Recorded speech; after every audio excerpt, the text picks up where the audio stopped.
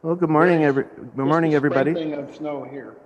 Good morning, everybody. Welcome to our both our source protection meeting and also our board meeting this morning. For those of you that are in the Fort Erie area, congratulations. Welcome to winter.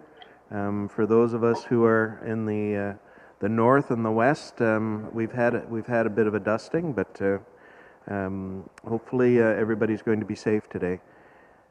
So, Mr.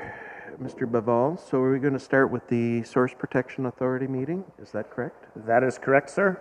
Okay. So, I'm going to call the Source Protection Authority online meeting and in person here as well to order. And to begin with, the Niagara Peninsula watershed is situated within the traditional territory of the Haudenosaunee, Attawandaronk, and the Anishinaabeg, including the Mississaugas of the Credit, many of whom continue to live and work here today. This territory is covered by the Upper Canada Treaties and is within the land protected by the Dish with One Spoon Wampum Agreement. Today, the watershed is home to many First Nations, Métis, and Inuit peoples. Through the 2021 to 2031 strategic plan that we have done, we reconfirm our commitment to shared stewardship of natural resources and deep appreciation of Indigenous culture and history in the watershed. Mr. Baval, can you please do a roll call? I most certainly can, beginning with Member Beatty. Yes, I'm here. Member Brady. I am also here. Member Clark. I am here. I have regrets from Member Cridland and Member Fior. Member Halinga. Present. Member Hewson.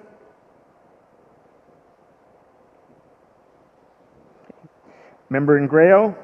I am here. Member Kewal.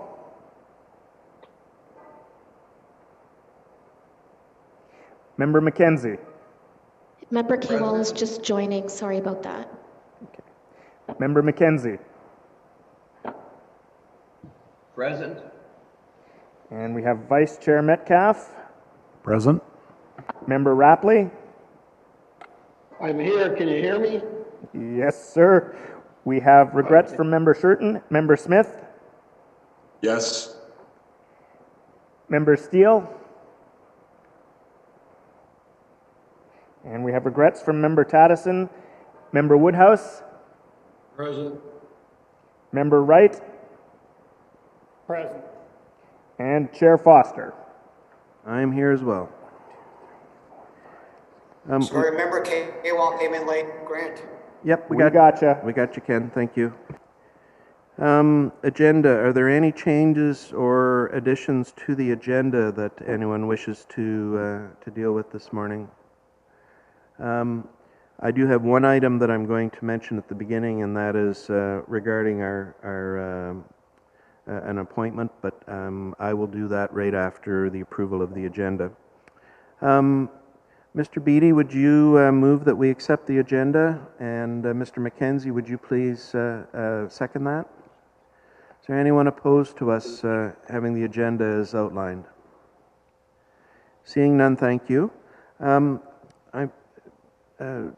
Chandra, can you mention, we do have an appointment that was made by the province or a reappointment. Can you just brief us on that?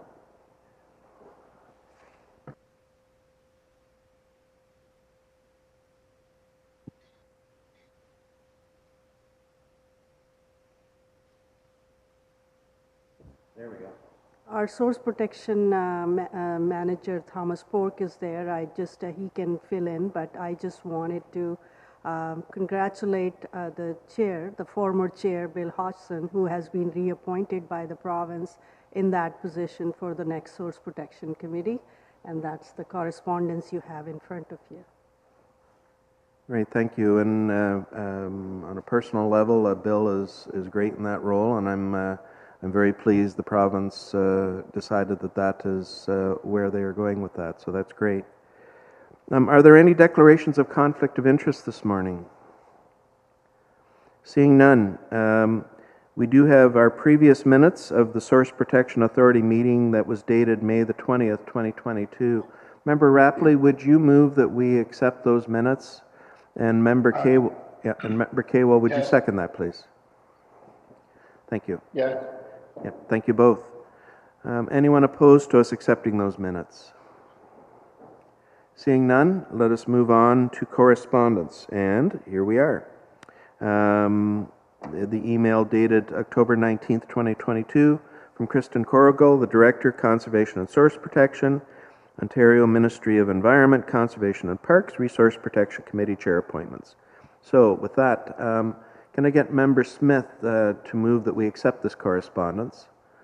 Can I get Member Clark to second that, please? Anyone opposed to us accepting this correspondence?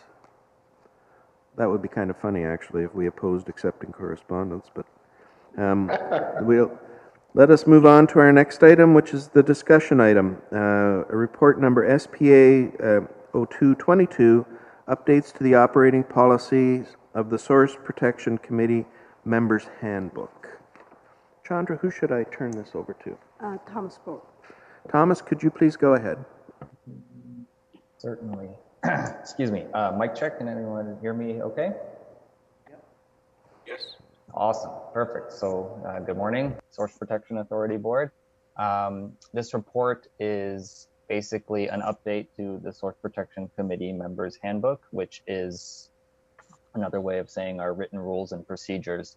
So under Regulation 288-07 of the Clean Water Act, the Source Protection Committee is responsible for developing our written rules of procedure for how we conduct, or how the committee conducts its business, but the rules have to be satisfactory to the Source Protection Authority. So after the rules are developed by the committee, we always come to the authority for their review and approval. So the current rules that the committee's been operating under most recently went to the Source Protection Authority in November of 2019, which was then approved. But there has since been discussion that there needs to be another update to how Source Protection Committee members are appointed to the committee in general. So there is rules for how committee members are appointed to the committee, and that is all under Regulation 288-07. But it's a little bit vague in how that is done. So the Source Protection Committee Members Handbook, or rules and procedures, are written to kind of provide a little bit more details. But again, ours were a little bit vague, and in the past, Source Protection Committee members that were appointed to the committee, if they wanted to continue, then we would just reappoint them.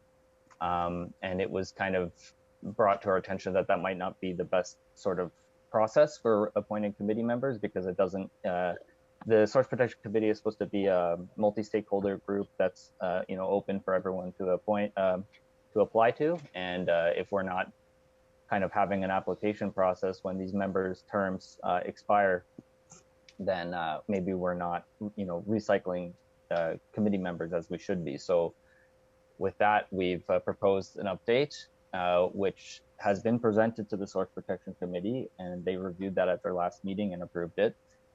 Which gives us a more detailed process for appointing new committee members. And basically what that means now is that once a committee member's term has expired, the term will be posted publicly for everyone to apply to, even the existing member. And then there will be an application process, and then there will be a team that reviews each application, and then the most preferred candidate will be selected. So that's the idea behind these updates. And I'm happy to answer any questions, if there are any. Great, thank you, Thomas. Can I get Member Metcalf to move that we accept this report? And can I get Member Wright to second that, please? I so move. Any questions to the report or to the motion at this point? I do not see any. Is there anyone opposed to us accepting this report? I do not see anyone opposing it, so that is carried. Is there any new business that anyone wishes to bring forward this morning for this particular committee? I do not see anyone bringing forward any new business, and there is no closed session required. With that, I am going to adjourn this meeting. Thank you.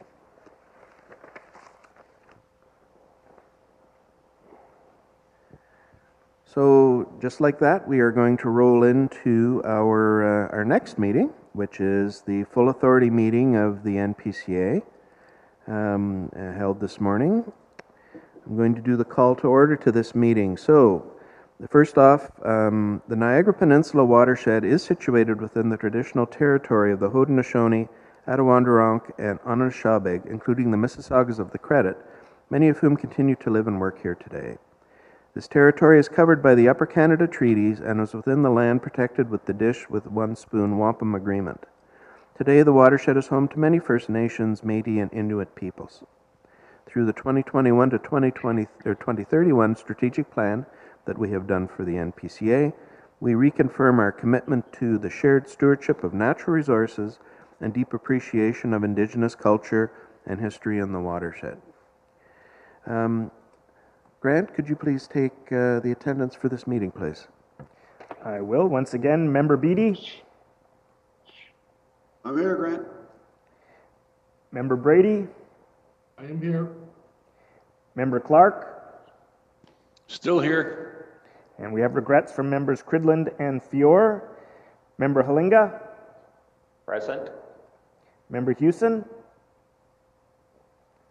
Member Ingreo, Here.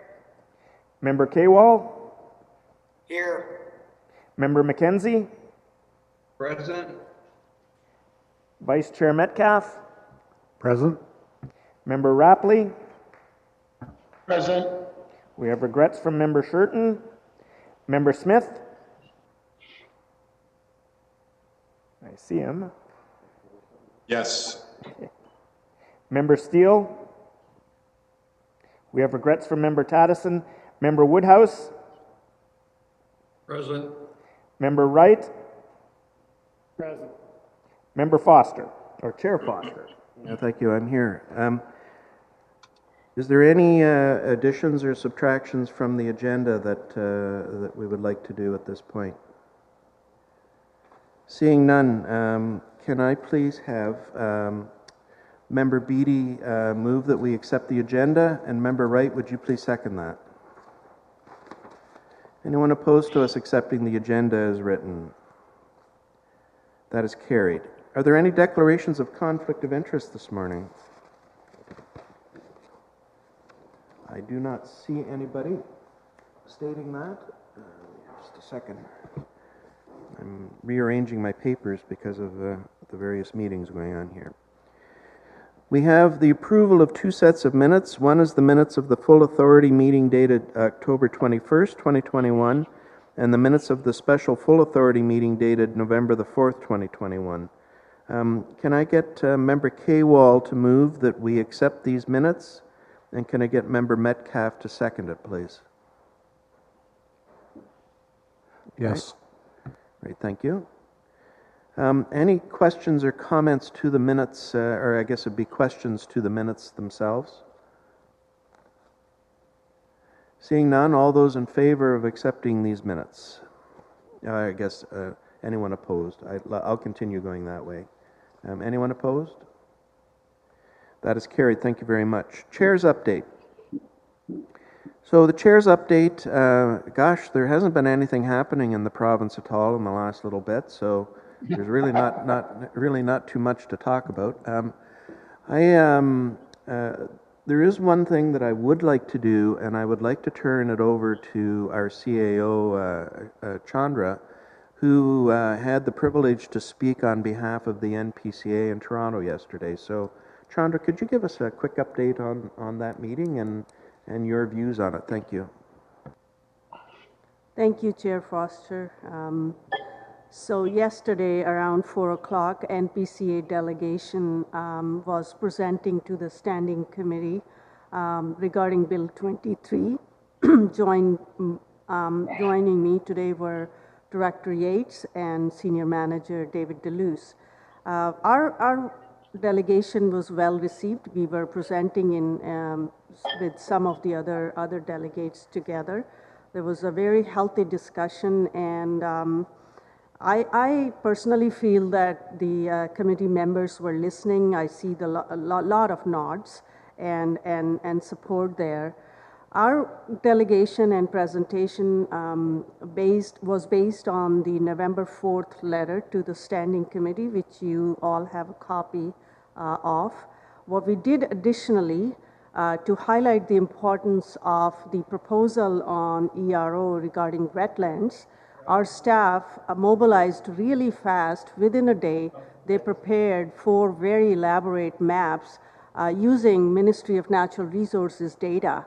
And those maps were supported by detailed analysis of the impacts on wetlands if the scoring criteria was changed and the complexing on wetlands was changed. We demonstrated how the wetlands in Niagara are part of the natural heritage system, how decomplexing of the wetlands may impact the overall wetland cover in our jurisdiction.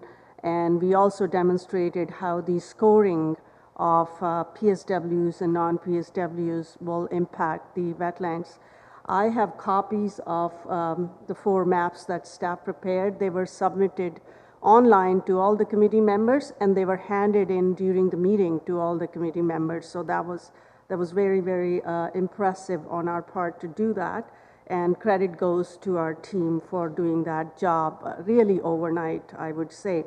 Now, in terms of our verbal presentation, we highlighted the importance of conservation authorities to the province. We highlighted the fact that we have 70 years of data and knowledge and skills on the ground. We have a peer support network of 36 conservation authorities in Ontario, and that work cannot be replicated overnight into lower tier municipalities or others. It will take time, and it just defeats the purpose of building houses faster.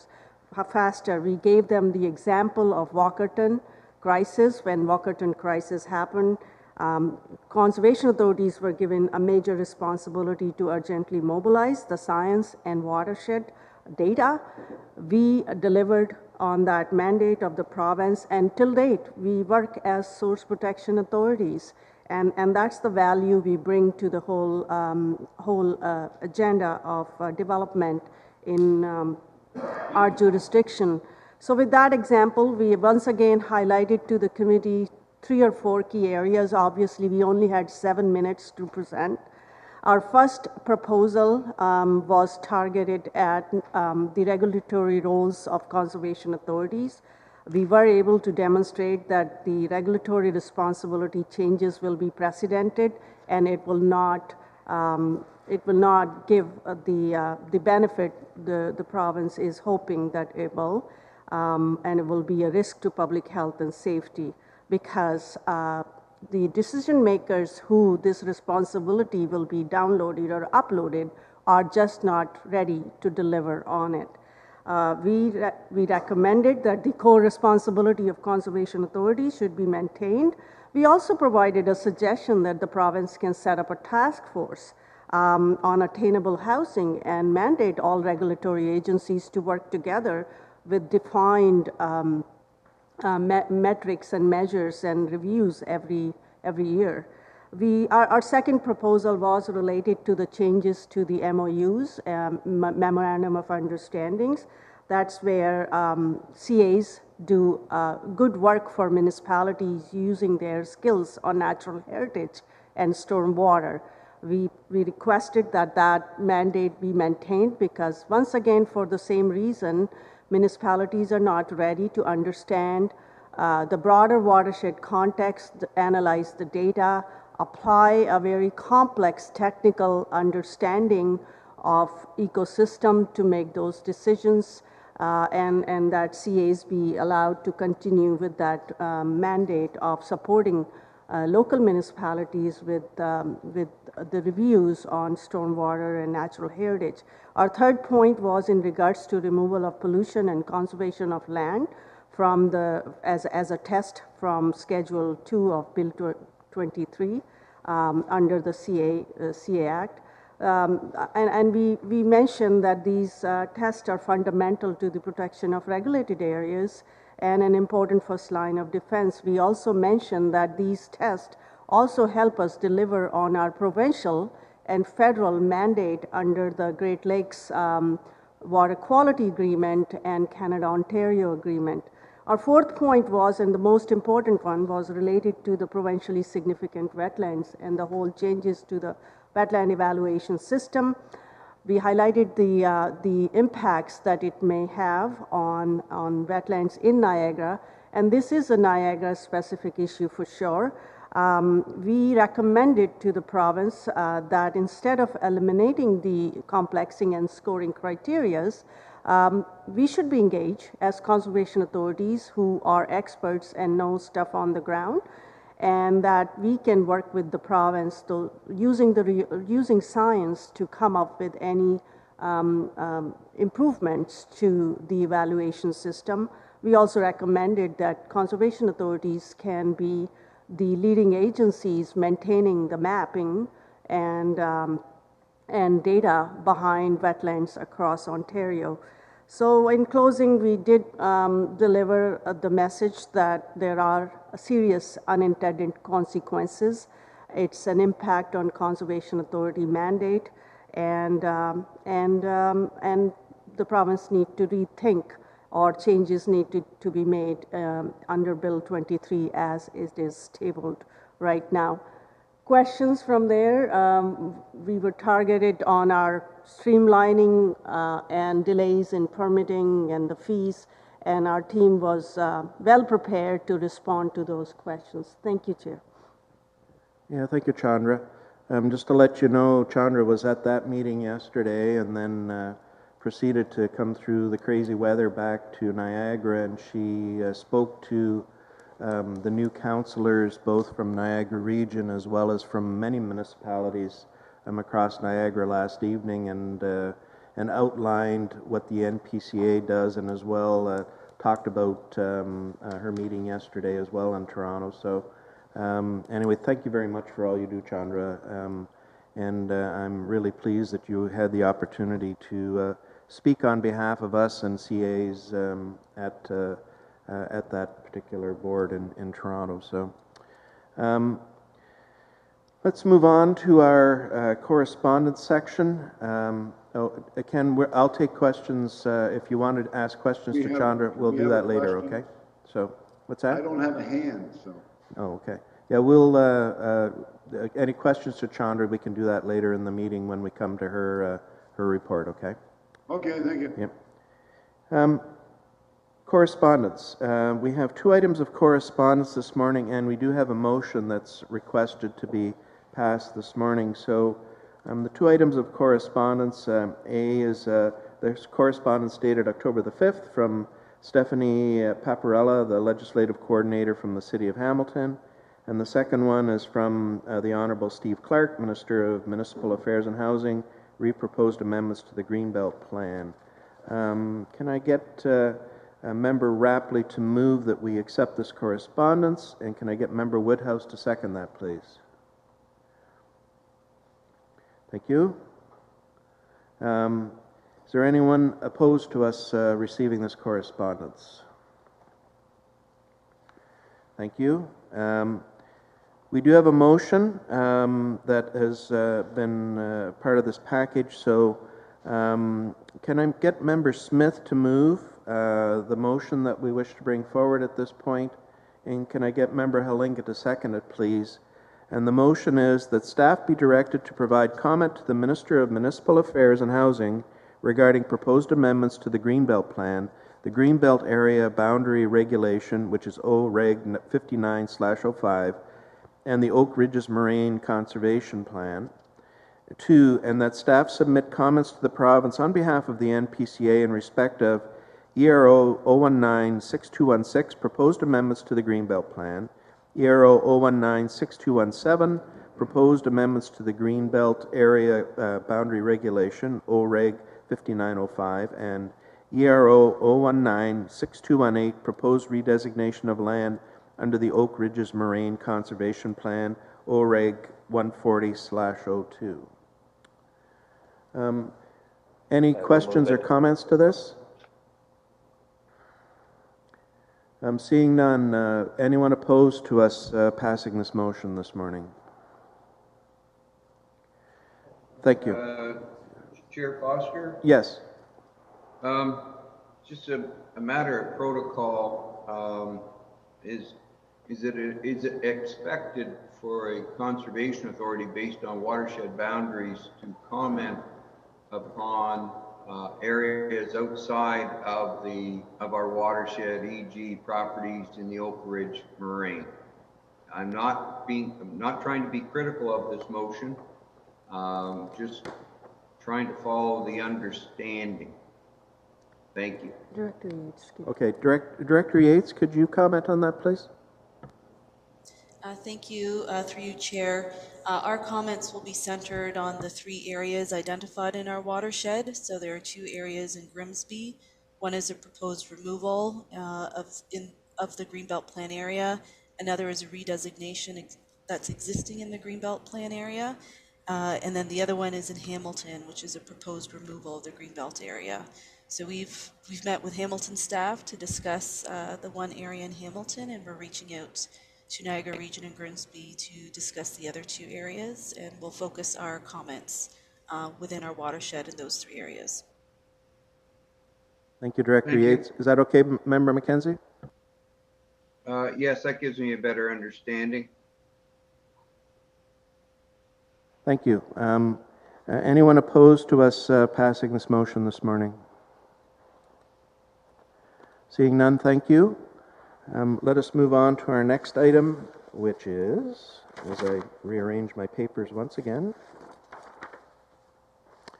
we have our presentation, and this is going to be from Director Christie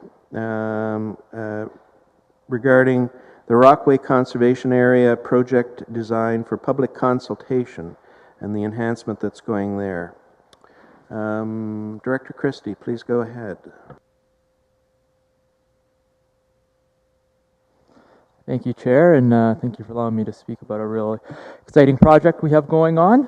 As everybody knows, actually, Grant, would you mind just being able to put the design up? Okay, I'll talk first. By the time I'm done, it'll be there.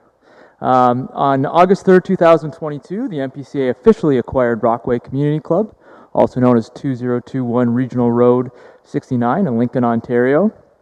Once the acquisition was done, I think we all realized that the parking area itself was not up to NPCA standards, and we wanted to act on it right away.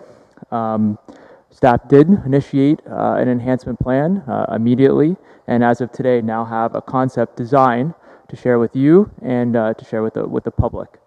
We have an information session with the public scheduled for this coming Wednesday, the 23rd at 7 o'clock.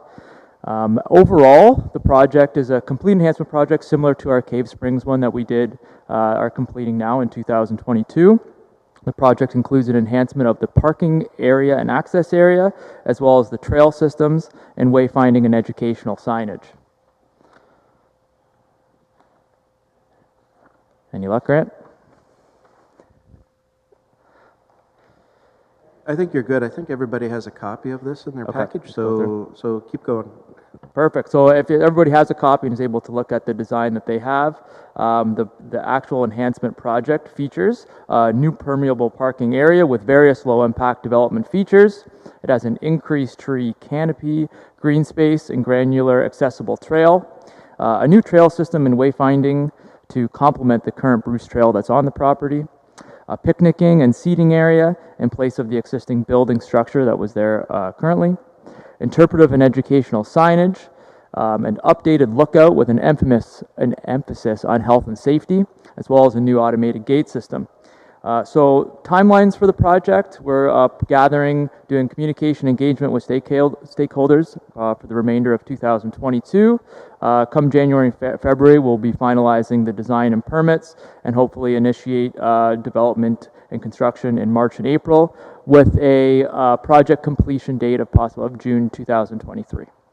I'd be happy to take any questions on the design. I also have my colleague Steve Miller, the Senior Manager of Infrastructure, to talk about any infrastructure questions. So, Great, thank you, Director Christie. Mr. Hillinga, you have your hand up. Please go ahead. Thank you, and I already heard the answer to one of my questions about the porous pavement, and I'm very pleased to hear that. And I wonder if there is an opportunity to incorporate some natural stormwater treatment before the water runs off wherever it's running off, probably down the valley. Yeah, thank you for your question. We will be going through an intensive phase with our Aquifer Beach, who's going to be kind of working with our stormwater. They did our stormwater management plan for Cave Springs, and we'll be working with them again to bring in those features into this site. Steve, do you have anything to add to that question? Thanks, Adam. Through you, Mr. Chair. One of the components of this parking lot design is to implement low-impact development techniques. So absolutely, we intend to polish the stormwater before it's discharged from site. How exactly we're proposing to do that will be finalized during the detailed design stage. We're still going out to get geotechnical information and a topographic survey to better understand the lay of the land and where existing storm sewers discharge to. So to answer the member's question, most certainly there will be. Okay, thank you very much. Member Halenga, anything else? No, I'm pleased to hear what I have heard. Great, thank you very much. Member Smith. Yeah, I'm just wondering if it can be pointed out to me on this diagram, this map, where is the current facility, the community center, I think it is, that's there now. I know the building, so I'm just trying to put my head right into this. Yeah, thank you. Sorry, thank you for your question, Member Smith. And through you, Chair, if you see kind of in the middle area, there's a new seating area.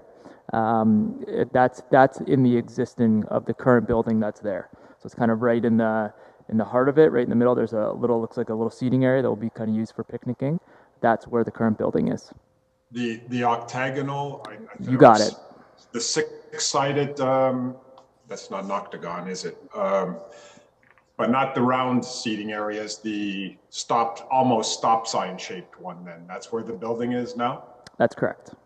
Okay, understood. Thank you. Thank you, Member Smith. I don't see any other questions coming up at this point. So with that, I'm going to ask Member Kaywell, would you please move that we accept this report? And Member McKenzie, would you please second it?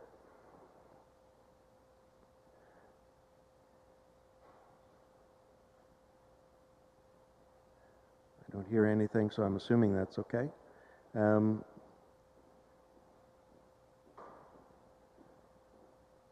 Member Kaywell, are you there? Oh, yeah, go ahead. Okay, thanks, Ken. Yeah, I am. Sorry, Yeah. I had some difficulty here. So. Yeah, no problem. Yeah, thanks, Ken. Being as this is Lincoln, I thought you might want to move that, so. Yeah, happy to do that, so. Yeah, thanks. Anyone opposed to us receiving this presentation? Thank you. Good luck with all of the work and the public work that's going to have to go on with this. This is an exciting project. I can say as a representative elected in Lincoln, I'm quite pleased that we're moving down the road with this. We don't have any delegations this morning. We don't have any consent items. We don't have any discussion items. So that is going to move us to committee reports. And with the committee reports, the first one, minutes from the meeting of the Governance Committee dated November the 10th, 2022. And I'm going to ask, here just a moment.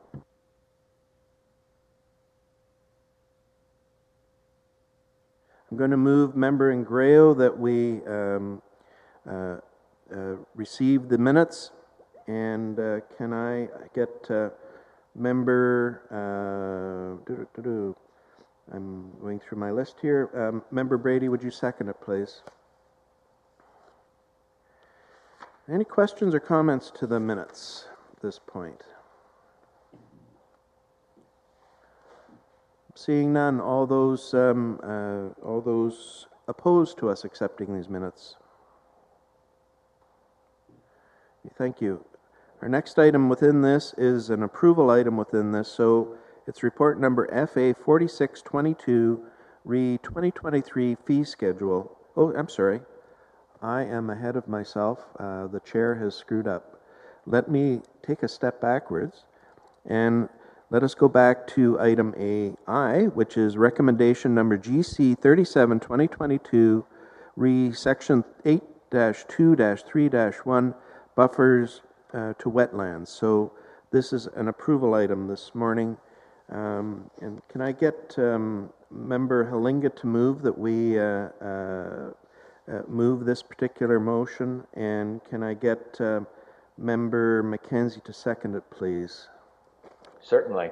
To get it onto the table here. So, any questions or any comments to this report that's here for approval? Member Smith, please go ahead. Yes, and I'm just scrolling through the agenda to make sure I'm at the right point, but I want to express a concern. Page 21, sir. Okay, thank you. I wanted to express a concern I have with the language that we are putting forward now in this. The way I read this, we've actually made ourselves more permissive as far as buffer protections or buffers around wetlands. I wonder if I could get a comment on that and some clarity. Okay, I'm going to turn this to Director Yates. Director Yates, I know you did also have a presentation available to talk about this morning, but I'm wondering if you can answer that question specifically. I didn't want to go into the presentation unless we absolutely had to. So any comments back to Member Smith? Thank you, through you, Chair. The modified policy that's recommended by the Governance Committee has two tests to it. The first is the proponent needs to demonstrate that there's no other reasonable alternative for the request to the refinement to the buffer. So that first needs to be demonstrated to staff to our satisfaction. The second test would be the requirement to go through an EIS, which would still have the decision support tool for buffer refinements. And that decision support tool looks at the sensitivity of the feature, so assessing the characteristics and sensitivity of the feature, the proposed adjacent land use, so what's the risk of the land use to the feature, plus any mitigation that would be proposed as part of that development, such as fencing. And at the end of the day, going through that decision support tool along with the EIS and any other technical requirements that we may have, such as a feature-based water balance.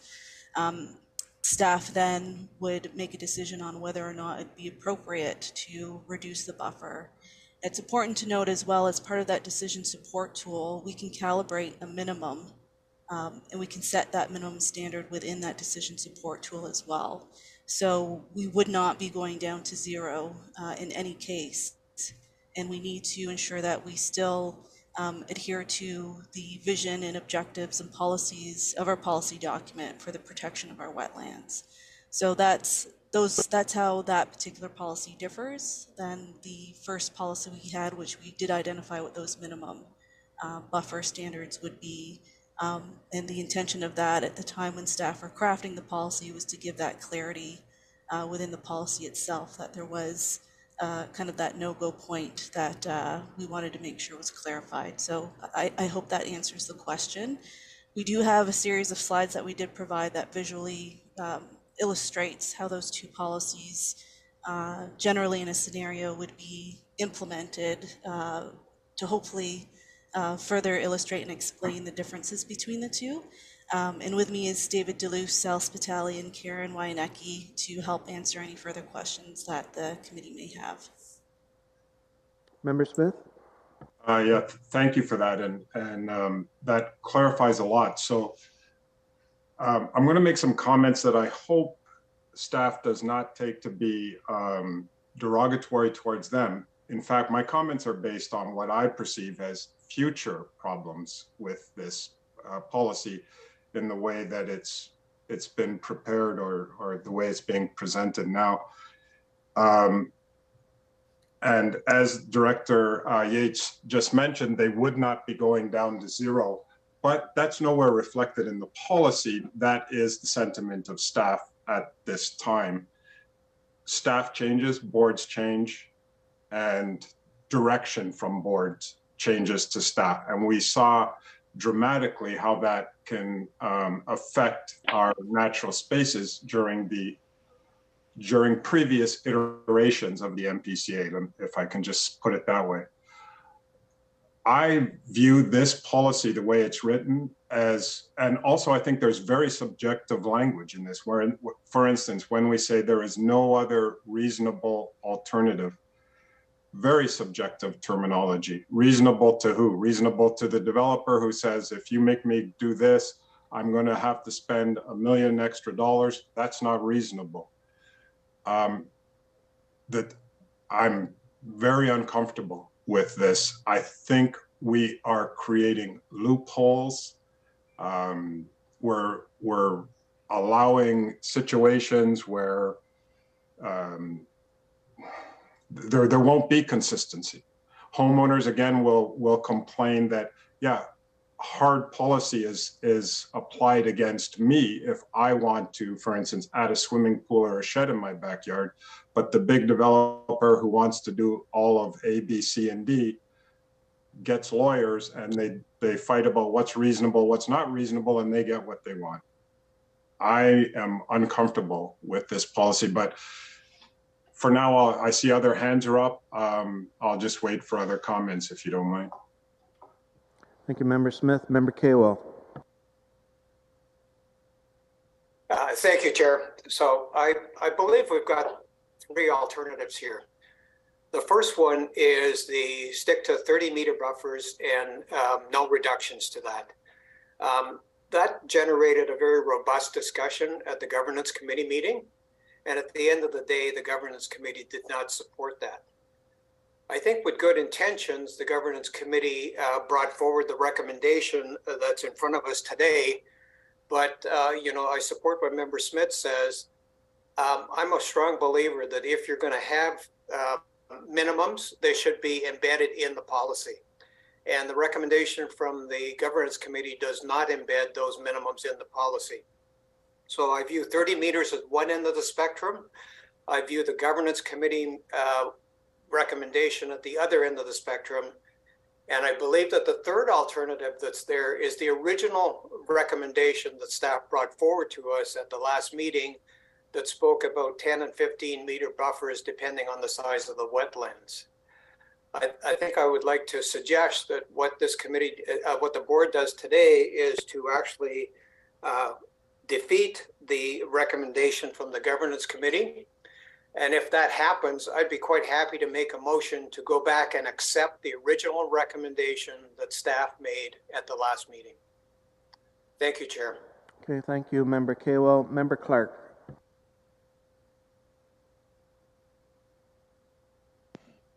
Good morning, Chair. I guess my concerns on this file would be that if we had a hard and fast buffer without any opportunity for assessment of the subject property, then we would likely find ourselves in a situation where we would be appealed and we would lose. We have to ensure that there is some assessment, and we can't go around and assess all of these properties ourselves, but we set in place what the buffer should be to protect the natural heritage, and we set in place what the subject property owner may do to modify that buffer. They have to accomplish a number of things to prove that modifying the buffer is not negatively impacting the natural heritage. And so I think that's what the staff have come up with after discussions at the governance meeting. I think it is eminently reasonable. We have to always be procedurally fair to the residents in our community. And while we may personally have philosophies that would see the buffer hard and fast, not changing ever, the reality is we don't get to make that decision. There are courts that can make that decision. If we choose to go down that road and say, no, it's 30 meter or nothing, I guarantee you we will be challenged. And if we do not have a process that can withstand scientific rigor, then we really find ourselves, we're putting ourselves in that box. And I don't think we should be doing that. So I'm starting to repeat myself, Mr. Chairman. So I think what is here before us today is the reasonable compromise that enables the NPCA to say, listen, we're trying to protect these lands. And if someone has an idea that they think they can change that buffer, then they have to prove it to the NPCA through an EIS, which I think is most appropriate. Thank you, sir. Thank you, Member Clark. And I just had a note passed to me, and I just for those that are online and watching our meeting as well, I just want to point out that we're not talking about provincially or PSWs, because we are requiring 30 meters on PSWs with no reductions whatsoever. This discussion is about the unevaluated wetlands, and we'll still start with 30 meters as it's going in place. So just so it's clear to everybody, because we don't want any misinterpretation of what it is that we're discussing with this particular motion. So, and thank you, Member Clark. Member Whithouse, please. Thank you, Mr. Chairman. Can you hear me? Hear you just fine, Mel. Thank you. As those who are on the governance committee will attest, this became, excuse me, for me, somewhat of an emotional issue, and it got my normally low blood pressure up. So I'll say that from the start. And I just want to go back, because the language that's before us requires an element of trust. It requires an element of I think Member Smith pointed out very clearly that as things change, so does these words, their interpretation. When I was mayor of Thorold, and I'm going to just stay with me for a bit here. I know everybody's going to go, oh, we don't want to hear a story, but I need to say it. I appointed Mickey DeFruscia to this board. The first time that an individual was replaced, a private citizen was replaced by the mayor. And I did it for a reason, because he was a conscious conservationist. He cared about every aspect of conservation and nature. And he proudly served Thorold for 27 or 25 years. He served under, I think, 5 mayors in that term, in that period of time. And I was honored to replace him. And I came here at the time when we were dealing with orders from the ministry because of what had happened in the past prior to me getting here. And we were dealing with a number of legal issues, most of you will recall, and staff were working their tails off trying to meet compliance with the requirements from the government. All that happened, that whole thing happened because somebody decided they were going to interpret words that fit their agenda. And it wasn't all that long ago. This organization was seen as a bit of a kicking mule that didn't fight back. We were seen as one that they were just arbitrarily going to change things. And that gets me to the point where we are today. If you think about Mr. Ford's, the Premier's position on these matters with conservation lands and for greenbelt development. In his campaign, he promised that green belts would be preserved. Shortly thereafter, when he got elected and got a majority, he came back with, I've had a second, I got struck by lightning or whatever it was, I'm not sure. And as a result of that, I'm changing my mind. We're gonna take up 7,300 acres of green space, and we're going to create another opposite, swap with 9,400, which we all know is bogus within that number. And the whole reason for it was on the basis of affordable housing, that, you know, we needed to have housing for you know, the homeless, et cetera, et cetera. Anybody in their right mind who thinks that any of these lands are going to be made available for low-income housing, you know, take a look in the mirror, because there's something seriously wrong. Now, it wasn't shortly thereafter, once that announcement was made, and some people did some investigation, because I'm thinking to myself, okay, these lands that have no value, why would anybody buy them? Because right away, when they passed that legislation, when he signed that piece of paper, Member Woodhouse. the property values went up. Member Woodhouse. And this is where now let me finish, Mr. Chairman, because this is where we're getting at with this buffer issue. It's the might of developers, and you can see where the developers are. You can see this was all set up, and you can see that this was as a result of, I wouldn't want to say collusion, because that's a strong word, but there was some advanced knowledge. Now, I don't mind going to court. You know, God knows this board went to court an awful lot through the those days earlier, and the matters were resolved, and everybody needs a pat on the back for just getting us out of a terrible mess. But this is a situation that's very dear to my heart, because I came on this board for this reason, was to protect conservation lands and the watershed. I took it very seriously. I took it for the fact that, you know, my children, my grandchildren, and their children need to have this protected. So when we design legislation or operational activities of this board that have all of these abilities for people to go and I'm going to say bastardize it or justify it in some judge's mind, then we need to be there standing up and fighting for that the existence or the reason why we exist here. And I would like to see us have that in this legislation or this proposal. And I just want to say, Mr. Chairman, I think that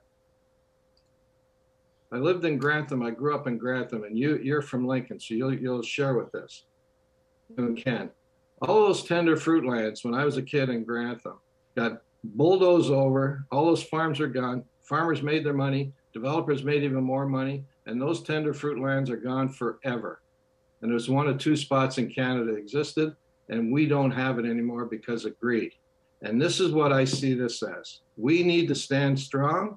We need to stand united, and we need to say, if you want to take us to court, take us to court, and we will fight it in court. And it should be based on science. I'm not saying no, we shouldn't. I believe that to the heart of to the soul of my heart. So I'm just saying that in order for us to really deal with this in a way, the language of this thing needs to be as crystal clear and as succinct, so that no fancy lawyer coming out of Toronto or a consultant with a team of consultants are going to build some nonsense that's going to justify us bastardizing what we believe to be true here.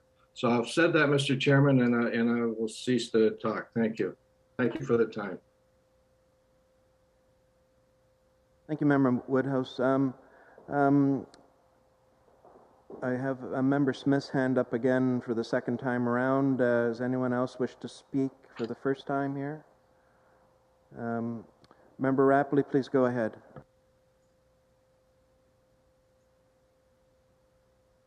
You're on mute, sir.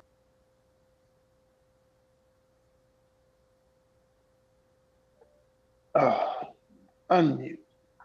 Oh.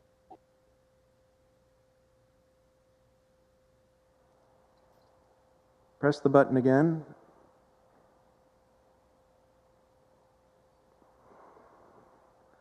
You had yourself there.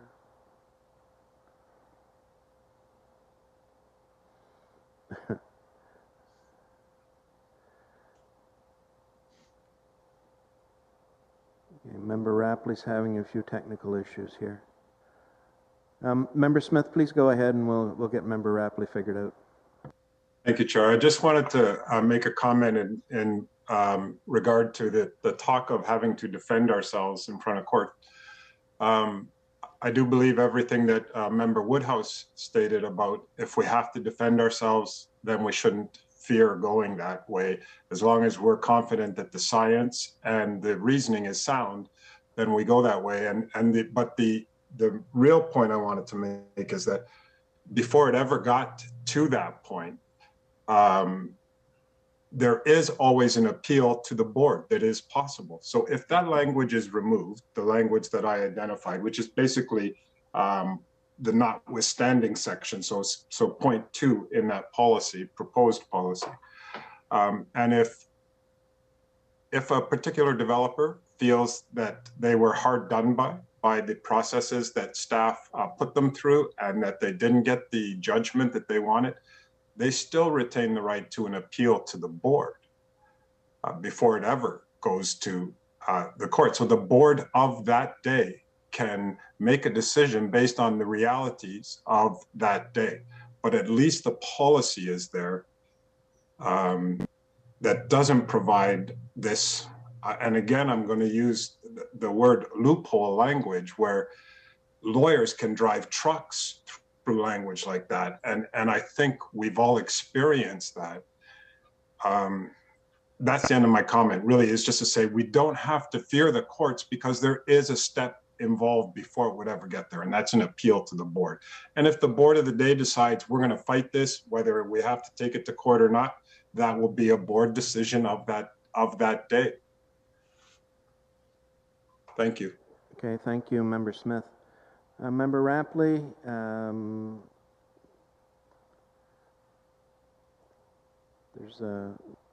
I do apologize for everyone. We are on Zoom this morning, and of course this is the first time for us using Zoom today, although most people have used it a fair bit.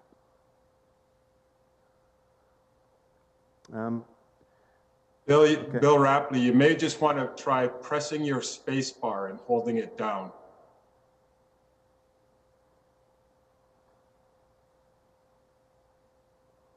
Okay. By the way, you have flipped yourself in and out a couple of times, Member Rapley, so this is unfortunate that we are... Oh, there we go. Oh, there you go. Okay, can you hear? Yeah, no, go ahead. Okay, I just want to say, ever since Rachel Carson's book in 1963, I lived in Stony Creek, and I agree totally with what is being said here today. And I'm really concerned that, we have to be as hard line on this as we possibly can, realizing that the GSOs will happen, that a mayor now only will need 30% of the to go ahead and do things, and we should base things on science and be as tough as we possibly can. We're the last resort. There's only 15% of our wetlands left in Ontario, and the rest are all going to be threatened by what is happening now with the steamroller premier. And I just hope we can do something. When I first came on the board 4 years ago, and it'll be ending up, we had at Thundering Waters at GSW where it ended up that housing was approved 15 meters from a significant wetland in the province. And of course, many of us were really concerned about that, but it got driven through by the former situation. So I think, I appreciate the staff and the efforts they're putting in, and they're doing really good stuff. So I'm not speaking against them. I'm just really worried about, will we have any wetlands left in Ontario with buffers and proper distances and proper watershed plans and all this kind of thing. It's a very scary moment. And for those of us that have been in conservation our whole lives, it's unbelievable what is happening now, and we're losing democracy as well. That's all. Okay, thank you, Member Rapley.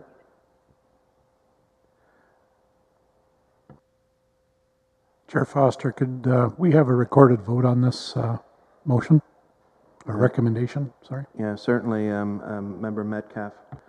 I don't see anyone else with their hands up at this point. So with that, I'll turn it over to Mr. Bival, and he can do the recorded vote. Go ahead, Grant. Thank you, folks. We're looking for a recorded vote on this recommendation from the committee, beginning with Member Beatty. In favor. Member Brady. In favor. Member Clark. In favor. Member Halinga. In favor. Member Ingrao.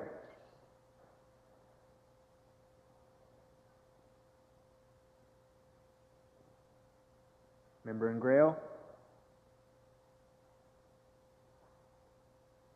Oh, he's nodding yes. Okay. Member Kewal. No. Member McKenzie.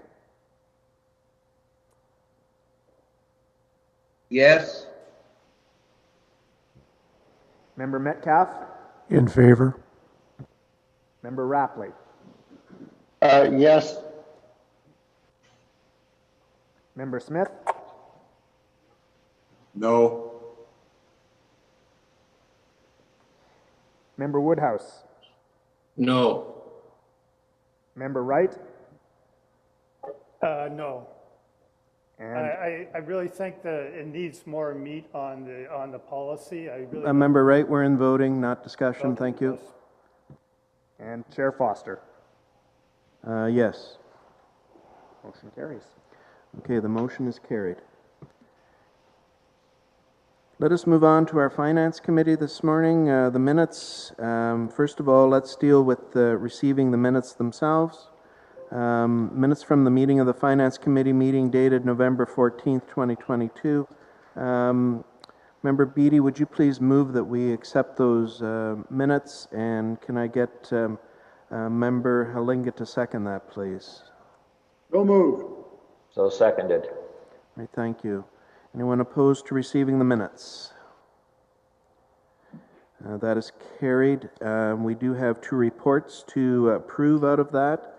So the first is report number FA 4622 regarding 2023 fee schedule, and of course it's been circulated under a separate cover. Lise, would you like to speak to this briefly, please? Thank you. Yes, good morning. This topic is a joint effort between NPCA and Watson and Associates. I'll provide you with a bit of background and objectives, and Director Lee Yates will also provide additional details as appropriate. Both Director Christie and Sean Michael from Watson and Associates are available to answer any questions once the discussion ensues. So for members' information, a comprehensive fee policy is required to be in place by December 31st of 2022 and is currently almost complete. It is scheduled to be tabled at the December meeting of the Full Authority Board. The relevant legislation started in 2021, which was to provide clarity regarding programs and services that CAs are required to provide. In April 2022, a minister's fee classes policy, which consists of a list of programs and services for which CAs can charge a fee, and this is effective on the 1st of January 2023. The impacts of Bill 23 are still under evaluation, and I would call attention to the freezing fees component of that. The concept of user pay principle is at issue with this fee schedule as well. So user fees are paid by a CA, or to a CA, pardon me, by individuals or organizations for services that they specifically benefit from. So for example, use of public resource permits, permissions to undertake regulated activity and such. Minister's fee classes policy specifies, among other things, that fees may be applied when user pay principle is considered appropriate. Classes of programs and services in respect of which an authority may charge a fee, and at minimum the user pay principle is appropriate, include category 1, 2, and 3. Determining fees. Fees are necessary to finance NPCA's programs and services in the absence of sufficient alternative funding and or to support the programs and services. Unless otherwise prescribed by the minister through regulation, the CA determines the amount of the fee based on, among other considerations, eligible costs, cost recovery protocols, competitive environment, and supported by various analytics. page 28, but I suspect that's a Finance Committee reference. But in your agenda package, there are additional issues that have been considered when drafting the fee schedule for NPCA. So that's all part of Appendix 1 of the report that's been tabled to the board. And finally, the fees policy will require that the fee schedule be reviewed at minimum annually in conjunction with the annual budget process, and once drafted, approved by the NPCA board. Once approved to comply with the regulations, the fee schedule will be published on NPCA's website and distributed to stakeholders upon request. At this point, I'd like to turn this over to Director Lee Yates for additional comments. Thank you, Lise, and good morning again, committee members. In 2021, we initiated a review of our plan review and permit fees in anticipation of the projected growth that is currently happening and the future growth in our watersheds, to position ourselves with ensuring we are resourced to deliver the review and our permitting services. Last time NPCA did a review of our plan review and permit services, or services fees, was in 2015, and the last time we increased our fees was in 2016 and 2017 to reflect the cost of living. We retained Watson and Associates to undertake the fee review. At the Finance Committee, they provided a presentation on the methodology that was used in the findings, which is appended, I believe, to the minutes of the committee meeting for your information. A key finding is that we are currently only collecting about 30% of our fees, so we're well under full cost recovery at this point. With the focus of our policy document procedural manual and with the CA Act changes that we've been implementing, we did pause the review fee until we could catch up on some of those other matters. But having clarity from the province in developing the fee schedule, as Lee spoke to, and the pending changes from the Conservation Authorities Act, Bill 23, which would enable the minister to freeze our fees coming January 1st, it's prudent that we move forward with bringing forward our fees at this time for your consideration and approval. David DeLuce, Senior Manager, Planning, Environmental Planning and Policy, is with me today, as well as Sean Michael Stevens from Watson to answer any questions you may have on the planning fee review. Okay, thank you very much. Lise, anything else, or are we good to go? Okay. So this report, it's out there for approval. So can I get, I didn't ask for mover and seconder yet, no? Can I get Member Beattie to move that we accept this fee schedule? And I'll move. Yeah, thank you. And can I get Member Ingrao to second that, please? I do. Thank you. Mr. Halinga, you have a question. Yes, and it related to the provincial direction. Does this fee schedule, and I think I got the answer in Ms. Yates's presentation, that we're doing this in advance of the deadline set by the province. We're going to see a change in workload with all the changes that the province is presenting, downloading to the regional governments, downloading to the local governments, and then affecting the conservation authorities with restrictions on MOUs. So does this fee schedule, and how does this fee schedule meet those proposed regulations?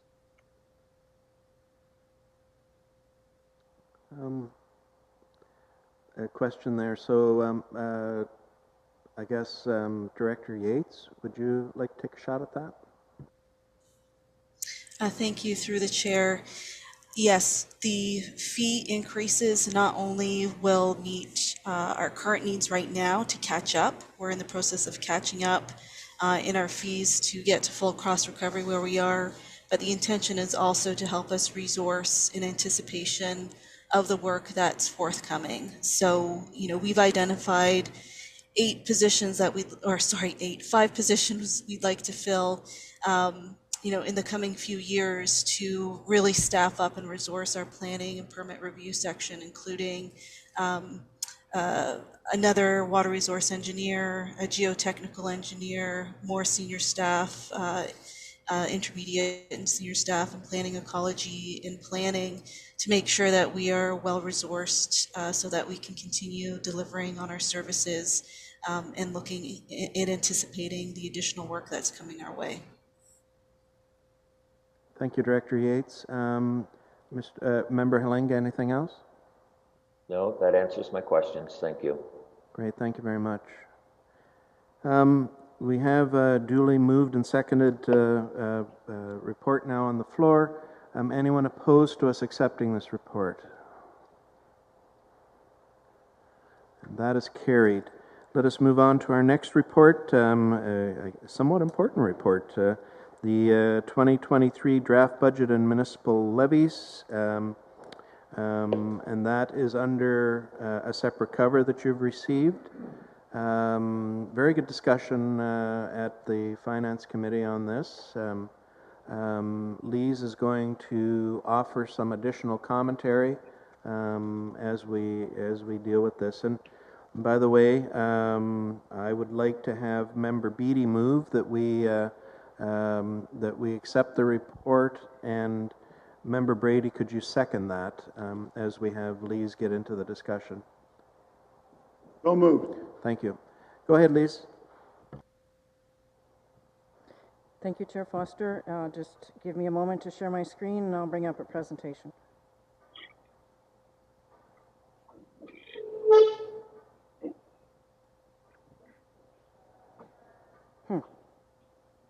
Might need your help, Grant. I could share. Oh, perfect. If you can share, that's wonderful. Just a reminder for those on Zoom, make sure you have yourself on mute if you're not speaking.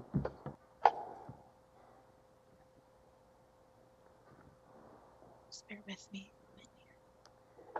Actually, while Gina is doing that, I'll just begin with a few introductory comments. So, to mention that the reconfiguration of the financial systems to comply with CA Act requirements is complete. Staff is fine-tuning reporting and will be reporting quarterly results in 2023 in both the old and the new formats. Gina, that's the wrong presentation, just saying. Oh, sorry. Thanks. Budgets for 2023 presented today will be in the old format pending completion of the final review. And finally, Appendix 1 provides details on all aspects of the 2023 budgets. So that would be report FA 4722.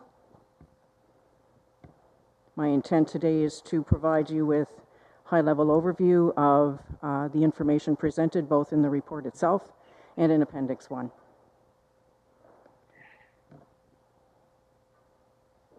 So Gina, this would be the PDF that you that I sent you earlier. Let me see if I can figure out how to do this.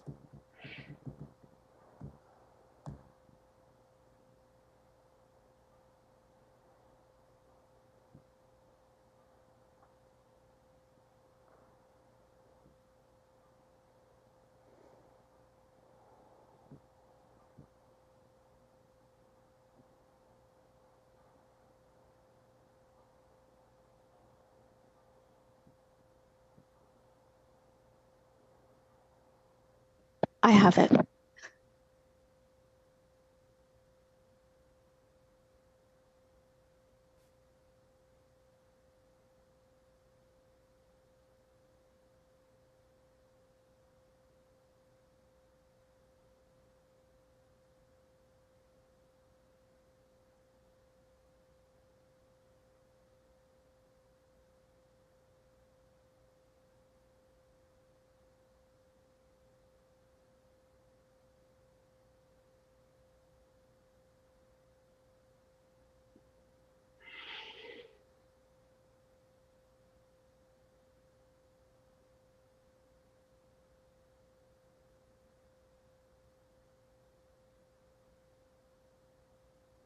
apologize for these technical issues. Member Clark, I know you had to leave early. Are you still there, or are you heading out? I'm heading out very shortly. How are we doing for quorum, sir? Going to verify that with Mr. Baval.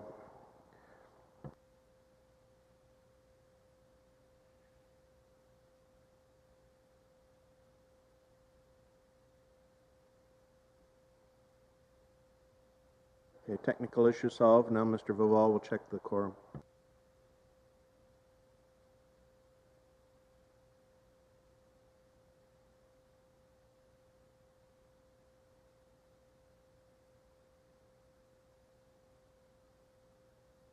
That would help.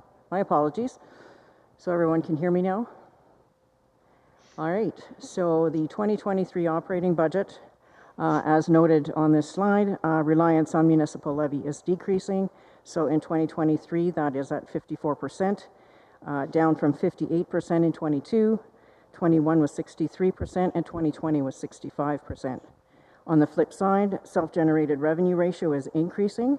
2023 is 40%, 2022, 32, 21 is 27, and 2020 was 25%. Grant-funded activity is significantly increased in the last several years, which is contributing to the increase in operating volumes. The cost drivers that are at issue this year: salaries and benefits to increase or to address service gaps, compliance with CA Act requirements, the cost of living increases in the collective agreement provisions of 2.25%, and occupancy costs this year are an issue as well. So utilities are up 10%, fuel is up 40%. Insurance is the big one here. So our insurance premiums have increased from $120,000 annually in 2019 to $260,000 projected for 2023. I'm sorry? Just stop for a second. Member Clark will be good for quorum if you leave. Thank you. Go ahead, Lisa, sorry. Thank you. So this slide shows you the draft operating budgets from a revenue standpoint. So again, operating volume has increased 18.64% in 2023, supported by increases in both authority-generated funds and grant-funded activity of $1.12 million, which is an increase of almost 28% over 2022.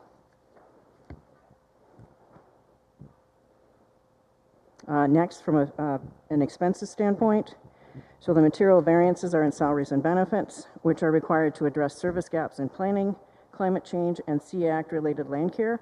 An org chart is provided for you in Appendix 2 of report number FA 4722. Professional fees have increased significantly as well. However, a lot of that is from fully funded activity, so $230,000 of it, and I would say from 2 billion trees, pardon me, and the RAP program come to mind. Climate change is responsible for, pardon me, 125,000 of that variance as well, and land planning 115.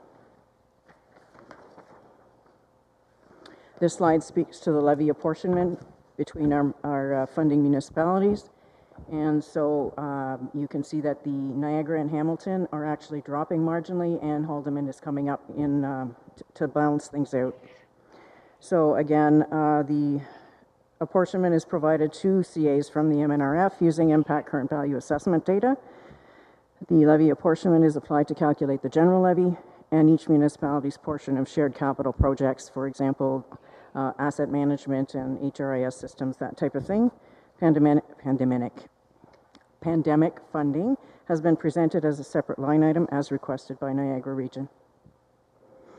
The capital budget, so staff are in attendance to address questions and concerns about specific projects. Business cases on all projects are available upon request. And as mentioned earlier, shared projects are split in accordance with the levy apportionment ratios. I'll go through these slides fairly quickly. The details again are in Appendix 1 for each one of the divisions. So this represents corporate administration and corporate services, and the items are listed there for your review. This is conservation area services, so they're classified in each different site, so Balls Falls versus Binbrook and so on, as well as outlining the funding required by each municipality. These represent the watershed projects for 2023. And this is a consolidated spreadsheet to show you what each, that the total envelope is for 2023 is $2,018,159.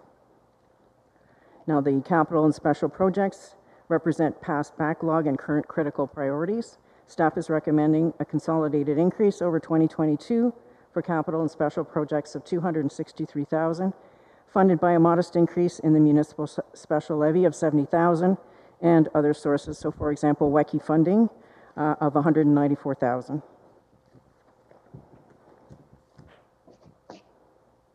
Now each year, staff present to the board for their review and approval a listing of unfunded budget priorities that cannot be accommodated within the current budget. So they are presented below the line.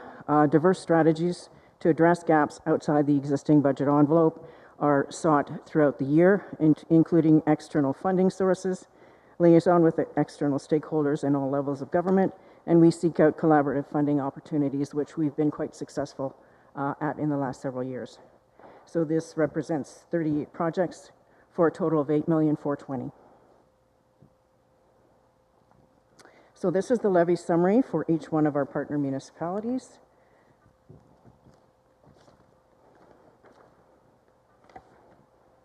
So for Niagara, now I should speak to the, let me back up, well, better not because I'll miss my spot. So the land securement piece, and that's the next slide, they're out of order. So we implemented the board approved a land securement strategy for 2022 to 2032, which provides a framework for effectively using best practices, sound decision-making, sustainable and innovative financial models, and collaboration. Primary criteria is focused on watershed features and functions, and secondary criteria involve parcel size, securement method, and costs. Currently, we have 41 conservation areas with a total of 2,946 hectares. Strategies to accomplish the objectives are outlined in the land securement strategy document, and the minimum contribution to the land securement reserve has been calculated using modified CBA splits for each municipal partner, and they're presented below the line for consideration by our municipal partners. So this levy summary slide then provides for Niagara general levy in 2023 of $5,235,095. Special levy below that represents an increase for 2023 of 8.59%. The pandemic funding and the land securement are presented below the line. Hamilton is coming in at 8.11% and Haldimand at 11.77% for an overall consolidated levy increase of items above the line of 8.55%. This is the land securement piece that I mentioned earlier. And finally, happy to answer any questions. Okay, thank you very much, Lise. The Finance Committee, of course, had the first go-round with this, and quite a good series of discussions there as well. So, any questions to Lise on the budget information that has been presented to us? I don't see any. So with that, anyone opposed to us accepting this report or approving this budget information? That is carried. Thank you very much, Lise. Thank you very much for all the hard work that all directors and the CAO and yourself have done to put that particular package together.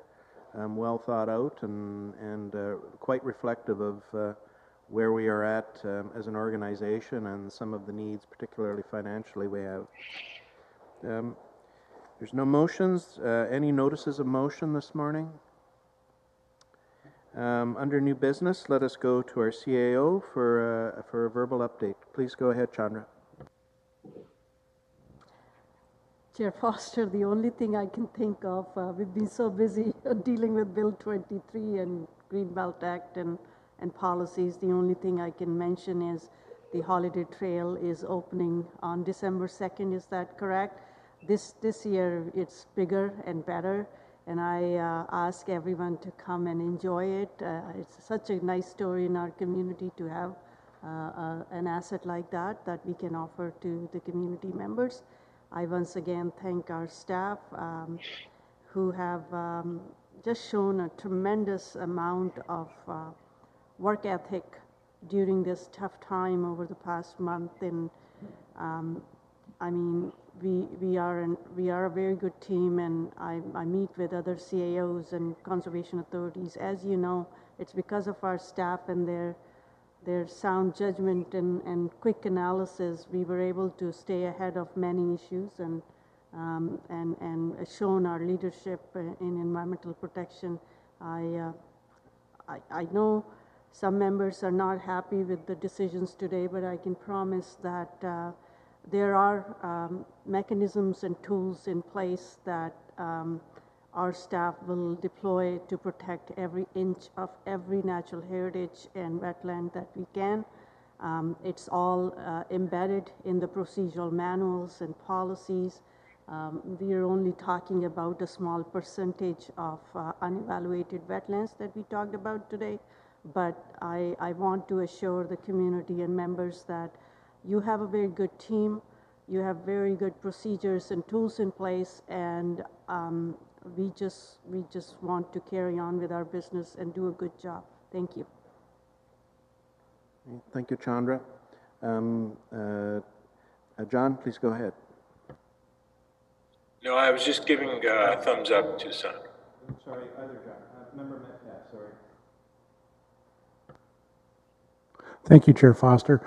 As you mentioned earlier, this would be the time for questions regarding the presentation that Chandra made yesterday.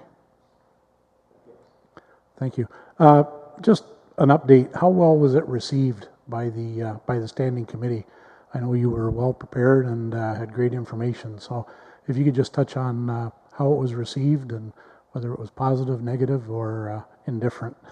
I think from the time I entered the room, I knew some people there on both sides. I've worked with the MP who was from Scarborough. I had a chat with him.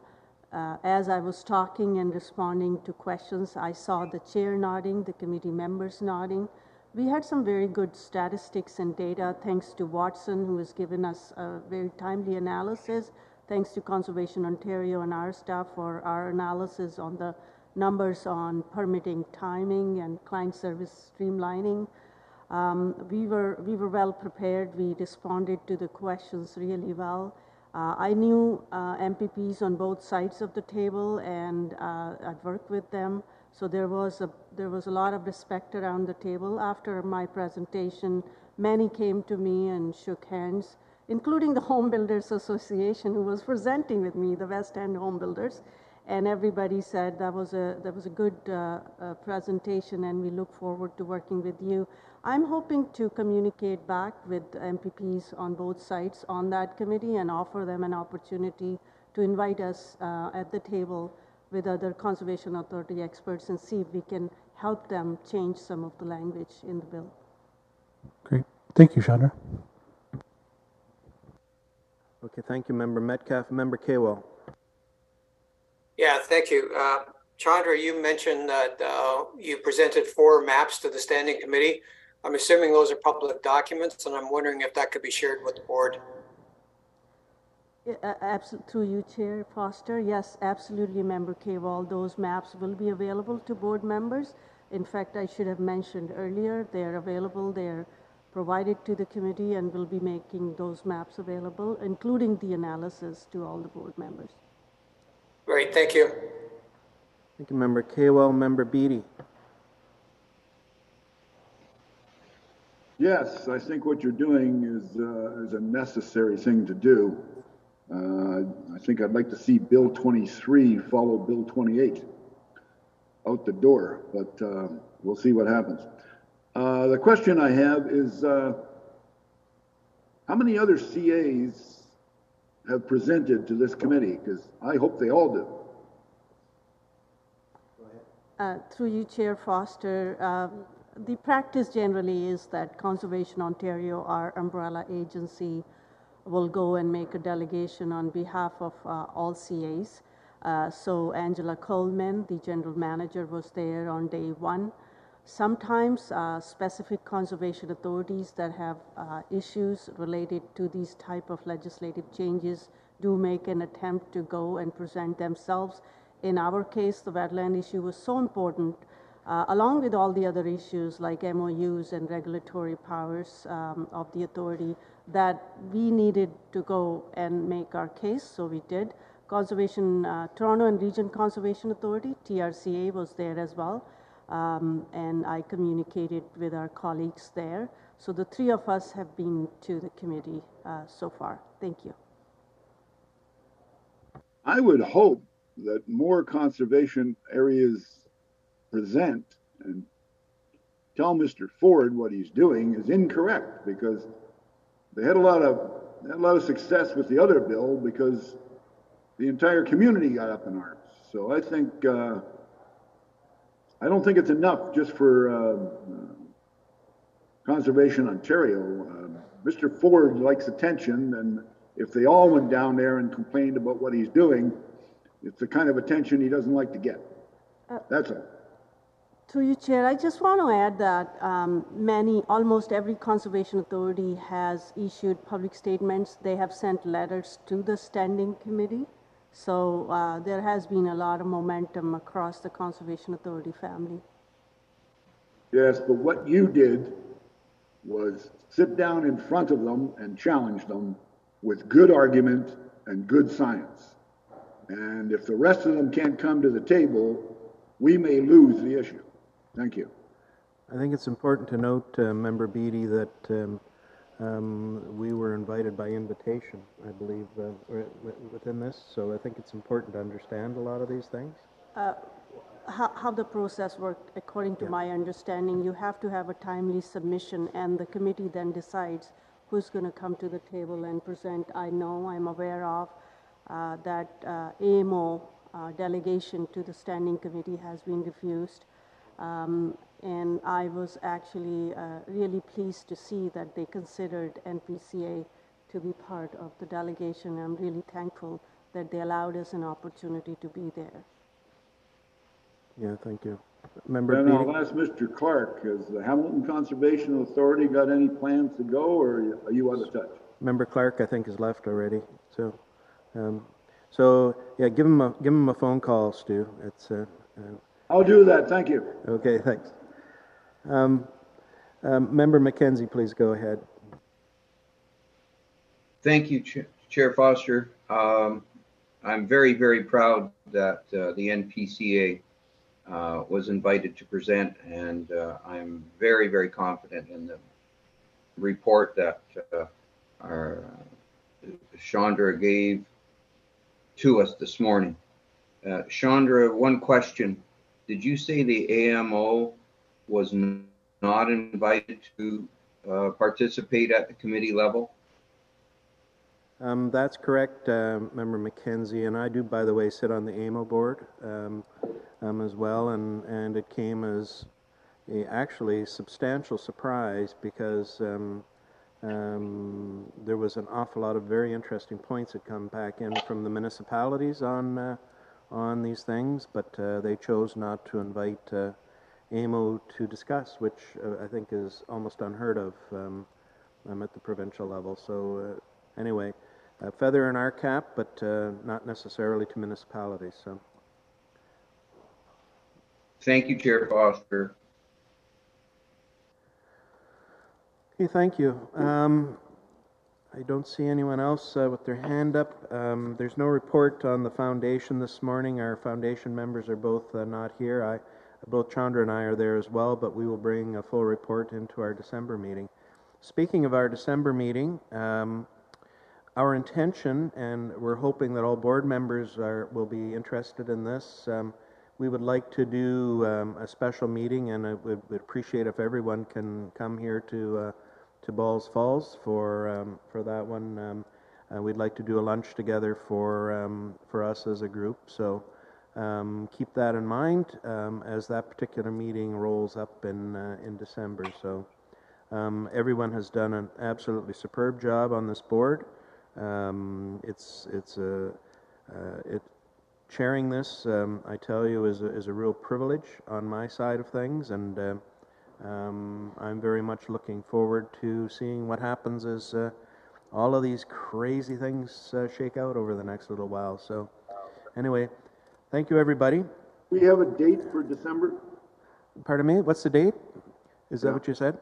Mr. Bible, what is the date? Do you remember? Mr. Bible believes it's the 17th, so it's likely is it Friday? Yeah. Third Friday of the month, whatever that happens to be. 17th at 11, 17th at 10, 17th at noon. That's the 16th? Okay. So now we've been confirmed it's the 16th, and we'll be doing the meeting starting at 9:30 on that day here at Balls Falls. Okay, thank you. Great, thank you. With that, we shall adjourn this meeting. Thank you very much, everybody.